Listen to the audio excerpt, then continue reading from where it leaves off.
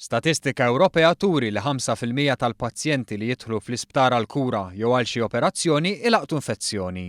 Għal minn hekk illum il-ġurnata jeżistu problemi ġodda bħal fatt li ħafna minn dawn l-infezzjonijiet huma iktar reżistenti għall antibiotiċi.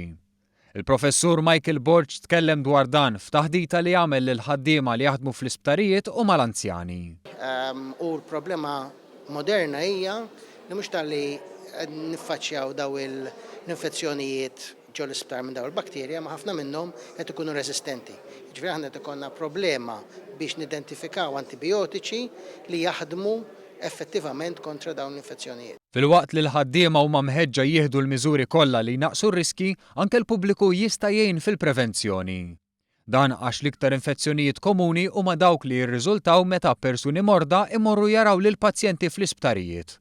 Sptarijiet li anke jekk iħadnu l-ogħla standards ta' iġiene jiddependu wkoll fuq is-sem ta' kulħadd. L-importanza l-ewwel nett hija fuq l-iġiene tal-idej.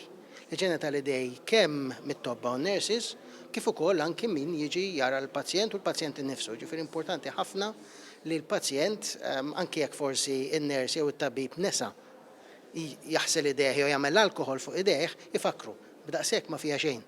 Il-konferenza fir-Residenza San Vincenz de Paul kienet indirizzata mis-Segretarju Parlamentari Justine Caruana li fissret kif fil-post jgħixu mijiet ta' anzjani li faċilment ikunu iktar vulnerabbli quddiem infezzjoni ta' dan it-tip.